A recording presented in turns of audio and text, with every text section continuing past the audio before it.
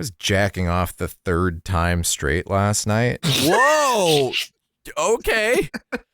Yeah. And boy, are my arms tired. I feel like we have to clarify. There once was a man from Nantucket. Okay. What was his deal? Jacked off his cock 3 times in one night. Okay. So here's the thing, And listeners. boy, are his arms tired. We got reached out to by an honest-to-God Christian publication. That's right. Asking And us boy, are his arms tired. He was asking reaching us out to represent an honest-to-God, like, propaganda, horrible screed of a book. Yeah, AJ, did you write that reply? Sure did. Yeah, I knew it. You I actually fucking wrote a knew reply? it. Okay, yeah. I Yeah. was gonna. So this was like a guy who they pitched us. It's so funny. Like, we don't get many pitches, but every once in a while, some publisher finds us from ChatGPT or something. It was like, here's this guy talking about his faith journey and his struggles with same-sex attraction. That's right. And how he how got he's back now on gone the right chaste. path. Yeah. Yeah.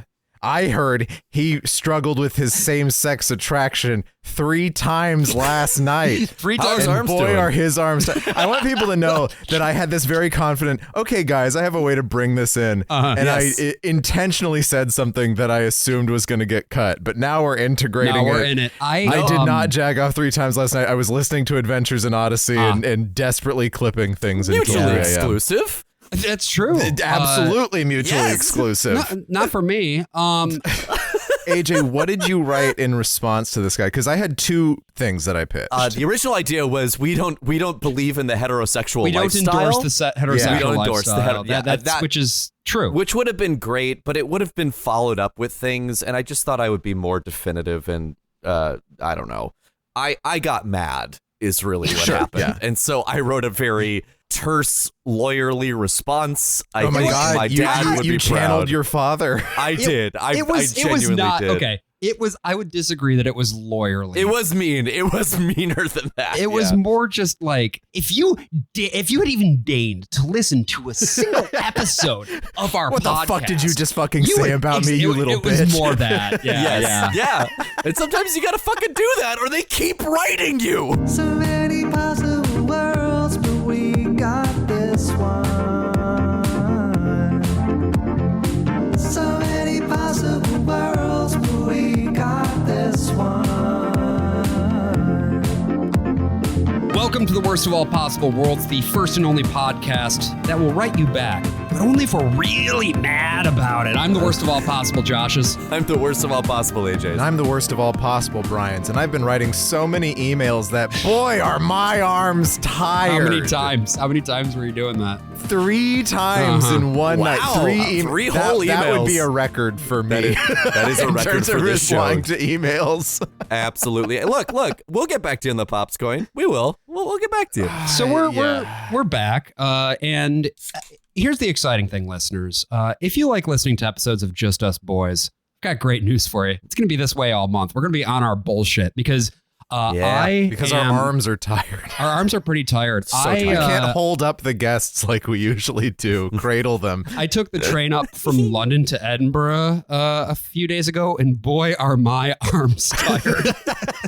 Yeah, when most people take a train, it means they ride the train. When Josh takes a train, he's stealing it. Yeah, that's right. He's picking it up and carrying it away. He's got a little robber outfit. He's got the striped shirt and the mask. But yeah, I remain in Edinburgh, Scotland. We're doing the Boy from Bantai, the solo show that I brought over here for the Fringe. Also recorded the live show with Trash Future, and that was a lot of fun too. I'm just kind of like, I can now say that I have both performed and directed at the Edinburgh Fringe. So that's kind of fun. Hell yeah. Anyway, if you happen to find yourself in the area, tickets are still available for all of our performances. We're having a good time.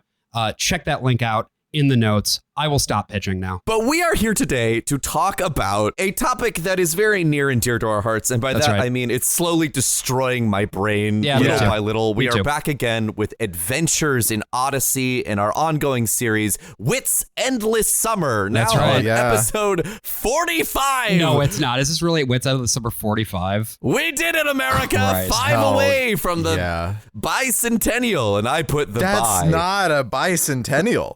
A bicentennial is 200. 200. I guess what did just you be a think semi-centennial was? Semi-centennial. That's what I meant. Semi-centennial. And I put the semi in semi-centennial. Okay. And boy, are my arms tired. But we're going to, do our best here. Despite spanning an entire ocean, we're trying our best to keep it loose just for you, dear listeners, because with Whit's Endless Summer, we're not only going back to the adventures in Odyssey, we are also going back to the lore and the Lord, but mostly the lore. These are, Brian, you've selected us for this time around 4 plot and lore heavy episodes of Adventures in Odyssey involving one John Avery Whittaker. Yeah, I've selected 4 sequential episodes too. Ooh. This is really interesting. We've actually done a lot from this album. These 4 episodes, which all occur right next to each other, take place after Whit and Eugene returned to the United States from the Zionist entity. It's been a long trip for Whit, of course. Hal Smith died in 1994. This is now October of 1996, where they're bringing Paul Herlinger back as Whit. And Eugene has been in Israel for apparently 2 weeks. Yeah, and if you are listening to Whit's Endless Summer for the first time, welcome. We'll do our best to help you keep up. Bottom line, the thing you need to know is that Whit is the long-running central protagonist character of Adventures in Odyssey, this show that we're talking about, this Christian children's radio drama produced by Focus on the Family. And his whole deal is to serve as the center point to the whole fucking thing. But as Brian was saying, he's been off doing archaeology and I don't know, fucking digging up the Dead Sea Scrolls or some shit. No, he dug up the Q document. That's what it was, Gnostic right? Gospel, yeah. Right, I think he referenced the Dead Sea Scrolls at a certain point, but I think it was he says more it's as important a find as the Dead Sea Scrolls, yeah. But I know it's been a little while since we talked about that arc, so just to sort of refresh that, the whole point of that thing was that Whit discovered these Gnostic Gospels, but then they were proven to be forgeries so that everybody could sort of rest comfortably at the end of the day and be like, no, the Bible is still the Bible. Yeah. Don't worry, children. All of those things that you've heard about, like there being other provenances for some of these writings, or maybe there are alternative sources. All of that is bullshit. Trust the Bible. Trust in God. Thank you. Amen. And meanwhile, while he was gone in Odyssey, in order to replace sort of the God King of Odyssey, they split the character of Whit into 2 distinct halves. You have Jason Whittaker, who is John Avery Whittaker's son, and let me just check my notes here. International super spy who has never once had sex, and he's a virgin boy. And of course, we have Jack Allen, whose great ancestor invented some furniture once upon a time, and that's how he inherited his fortune. We are, of course, talking about Ethan Allen joke? Yeah, it is. Hey, you think I'm not above Herman Melville? I think it's very important to note, because there are so many things that sound like jokes that are actually canon. AJ is joking. Jack Allen is not, in fact, a descendant of noted Green Mountain boy Ethan Allen. I actually did genuinely think he was a descendant of Ethan Allen. I thought why would you that think had been that? mentioned in an episode at some point. I hallucinated it, clearly. You dreamed this. I'm dreaming of Odyssey. Fuck. He does end up selling furniture later. That's a true thing. And boy, his arms are tired because that furniture is heavy. Exhausted. But Jack Allen has taken over running Whit's business, which is Whit's End, which is a combination ice cream parlor, train factory, nightmare. Not factory. Not a train it has model trains. They don't make trains nightmare there. Tunnels underneath it that contain an ancient medicine of some kind / bioweapon. Okay, so here's how to explain what Whit's End is. Whit's End is if the Winchester House had an ice cream parlor. And also like super tuberculosis in the basement. Does does that scan the Winchester House to anyone who's not like from the West? I don't know what the Winchester House is. You don't know what the Winchester House is? Wait, AJ, do you not know what the Winchester House is?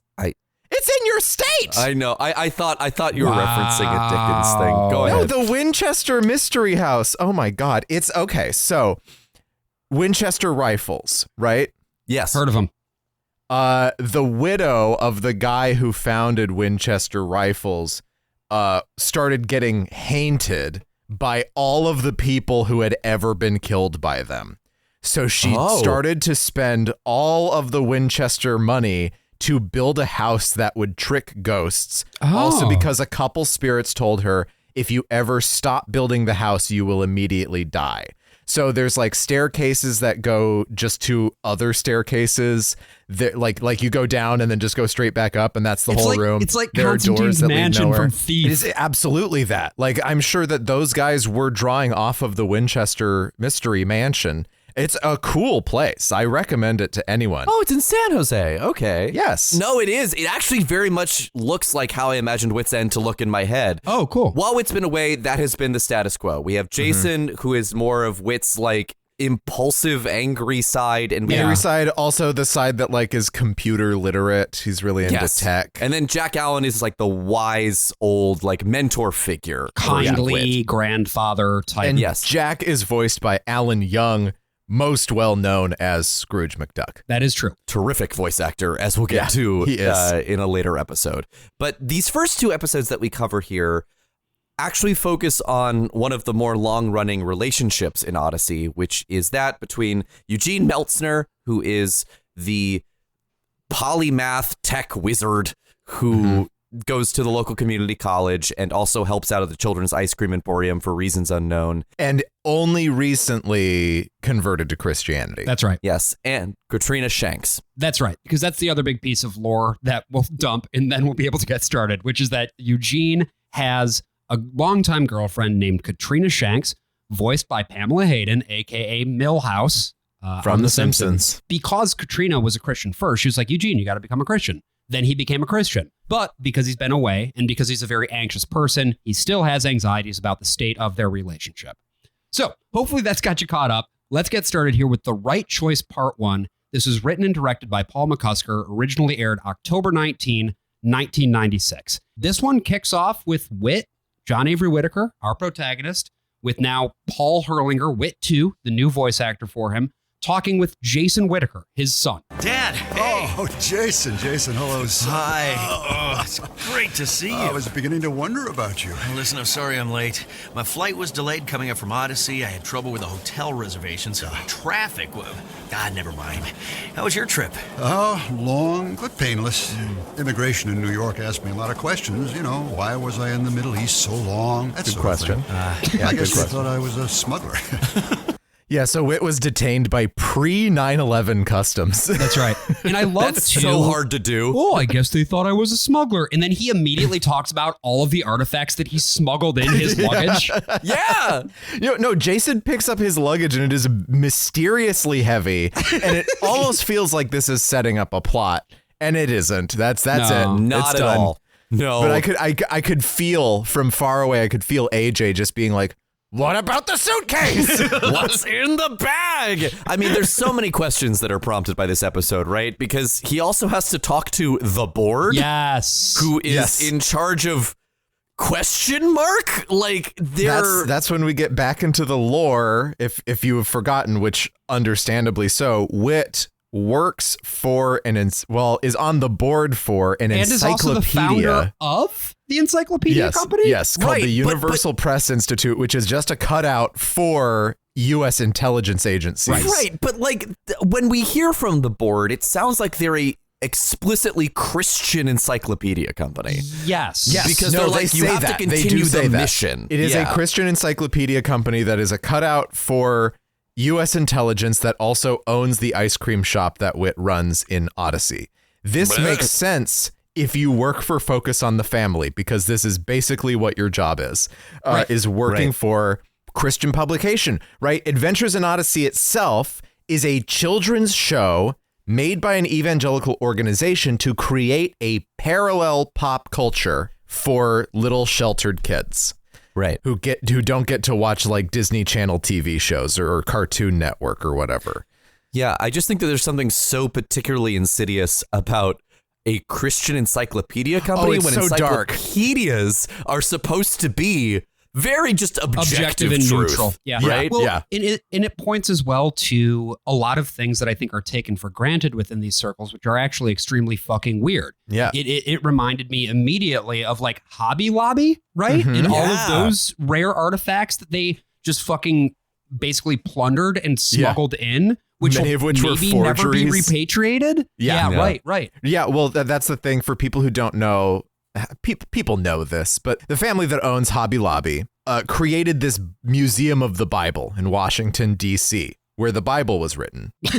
What they did in order to get some of the actual like ancient artifacts that they had was buy them from ISIS. Right. Oh, and another thing that happens when you're getting really into the archaeological smuggling side of things is you get a lot of shit that's fake, right? There's an incentive for a criminal to also create fake artifacts in addition to the shit that they plunder.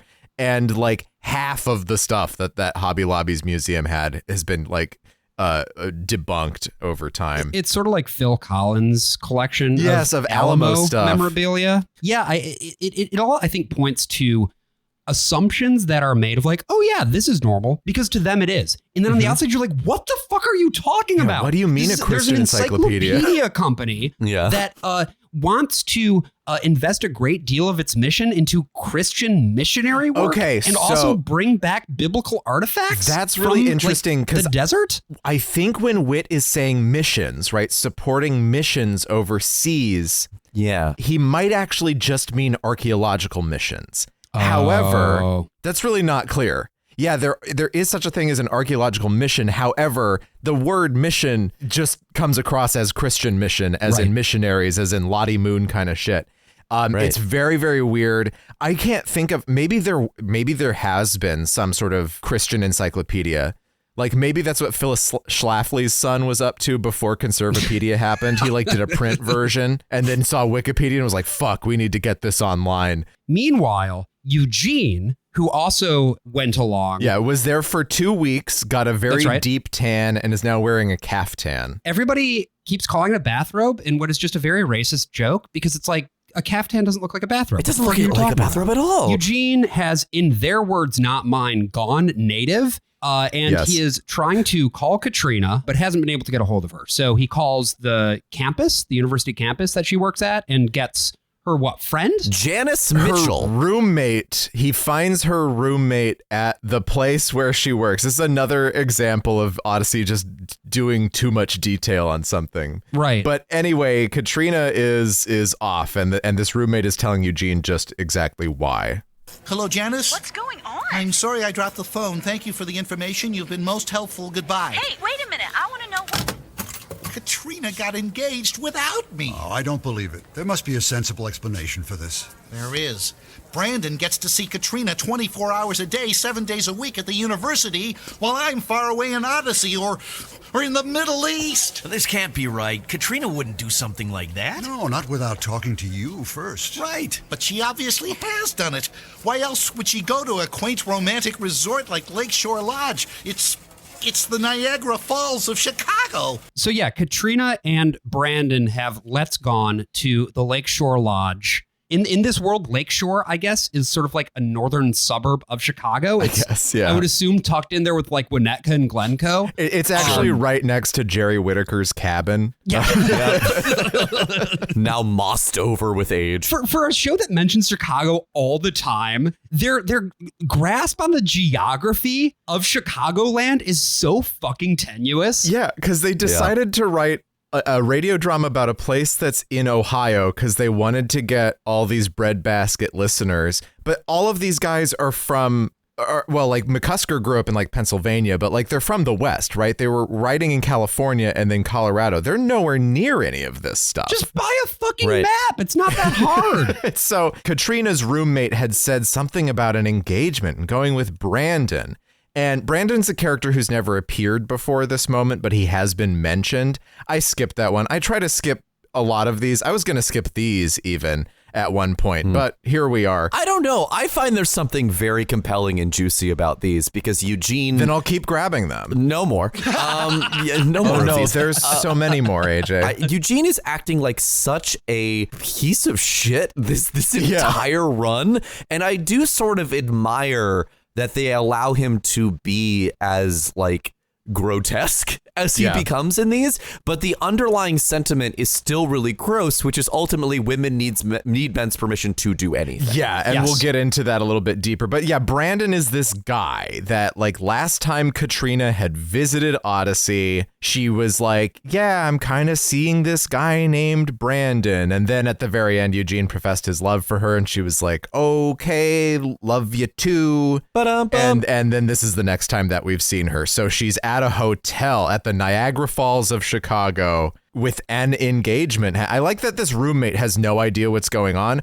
Also, Eugene canonically, and they say this in the episode, talked to Katrina 2 weeks ago before he left and also has no idea what's going on. Yeah. This is just sloppy, guys. This is sloppy, Paul. Well, it's also that like this whole wedding could be planned and it's like, we spent weeks on this. And I'm like, weeks? Have you ever planned a wedding, Paul? It takes a long fucking time. They hired a wedding planner who is very, very efficient. They would have to be if they're getting room at the Niagara Falls of Chicago. That's right. Well, they're very rich. I guess this is a spoiler alert for a little later on in the episode, but like it turns out that it's not like actually a wedding, so maybe that's part of why it didn't take as long to plan. I mean, I guess. I mean, they still have to like rent the hotel and get the flowers and do all that stuff, and that does take time, but like, I don't know, the whole thing is weird. It's just all very weird. It's all over the place, but what's fun about it is that all the little details of the Lakeshore Lodge that we eventually get into once we get up there, that's where I think the most fun is had, because this place is like the Overlook. It's like they are finally like tackling the weird underbelly. And you can see that like McCusker's just trying to write a romantic comedy here, right? He just wants to do that, but then in the like hyper moralistic world of Adventures in Odyssey, when the facade of that romantic comedy comes crashing down, you have to be like, by the way, everyone here is sinning like crazy. Right. All of this is sin. Well, and Eugene is performing the sin of spinning out. Oh, why did I ever go to Israel? Stay calm, you But what am I going to do? What do you mean, what are you gonna do? I believe my question was as precise as it could be under the circumstances. And Eugene gets encouraged by Jason. This is another interesting thing that happens actually kind of throughout these 4 episodes, is like you have people doing pretty reprehensible stuff, and here Jason does maybe the worst thing, which is telling this severely jet-lagged man, well, if your girlfriend, erstwhile girlfriend, is getting married to some other guy, you need to fucking crash that wedding. You need to destroy their future together. Like it's all on you right now, which also says something very interesting to me about Jason as a character. I can't tell how seriously they're taking this, but like it does seem that Jason is actually more interested in making sparks fly than having any sense of like emotional responsibility for this. Even when people are like, Jason, this is a bit much, he's like, yeah, but it's funny though. He's a messy bitch who lives for drama. He's a pervert. And speaking of perverts, there's another guy who they run into who is the deskie at the hotel. The clerk at the Lakeshore Lodge. This is one of many gay clerks in the Adventures in Odyssey canon. Clerks. They love to have a desk attendant who has sex with men. And like any other gay character in this series, the actor is channeling Paul Lynde. Hello, may I have some assistance? Hello? The bell works, sir, but thank you for testing it. Nice robe, by the way. It's a caftan. I've recently returned from the Middle East. Delaware or Maryland? The wedding. Boo. I'm here for the wedding. You must mean the Shank's wedding in the Wellington courtyard. Yes. Where is the Wellington courtyard? Down the hall to the left. Thank you. But it's already in progress, sir. I don't care. The bell works, sir. I'd like to work his bell. Okay, his funniest lines are not the joke lines. It's already in progress, sir. Like you're going away from the microphone. Yeah, they do this. They do the audio equivalent of like a follow cam, like a steady cam, like right behind Eugene's back as he goes from room to room. So the next like 3 scenes are all continuous. Hey there, you are listening to a preview of a premium episode of The Worst of All Possible Worlds. If you'd like to listen to the rest of this, head on over to our Patreon. That's patreon.com/worstofall. And you can listen to not only the rest of this episode, but our entire backlog of premium episodes, bonus episodes, and if you subscribe at the $10 tier, you will get an extra episode of the podcast every single month. Again, that is patreon.com/worstofall. Hope to see you there.